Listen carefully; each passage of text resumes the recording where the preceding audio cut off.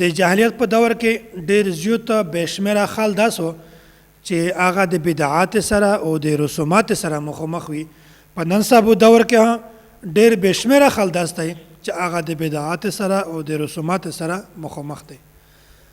او د اسلامي کوله دغه دوه میاشتو سفر په دغه میاشت کې ډېر بې شمېره خلک داسې دی چې هغه د نکاح پروګرام کله نه اټینډ کوي او داسې د خوښۍ چې کوم پروګرامونه دي د هغې نه ځون بچ کوي، د هغې نه پرهیز ساتي.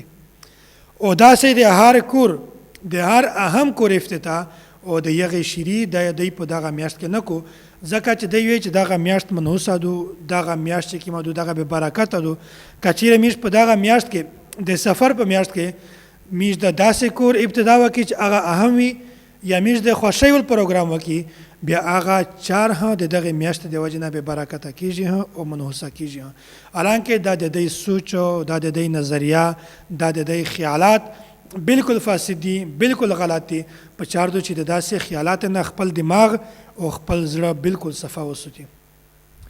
او داسې دوی چې کله دغه میاشت وځي دغه دی ډېر په شدت سره انتظار کوي چې کله دغه میاشت وځي چې موږ د خوښۍ پروګرامونه اټینډ کړي، د خوښۍ د اهمې چارې هغه موږ وکړي، د هغې افتتاح وکړي.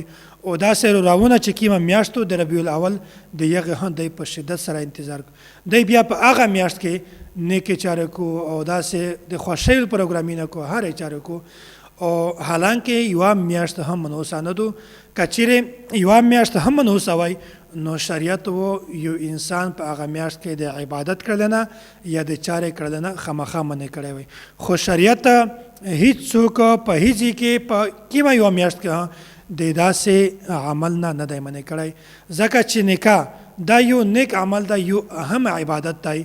نو دا په هره میاشت کې شي، که کومه میاشت کې یو سړی نکاح وکړو دا نکاح بالکل صحیح ده، یو اهم عبادت دی. رسول اکرم صلی الله علیه وسلم دا ارشاد دی یعنی چې من رزقه الله امرأة صالحة فقد اعانه على شطر دینه فلیتق الله فی الشطر الثانی.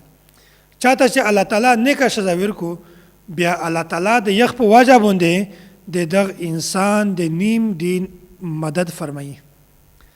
او فلیتق الله فی الشطر الثانی یعنی چې بیا دغه انسان ته هم په چار دو چې دا باقي نیم دین نه دی په دا کې دا د الله تعالی نه وډور شي. څومره زیات فضیلت دی. او داسې صحیح بخاری کې دا روایت موجود دی.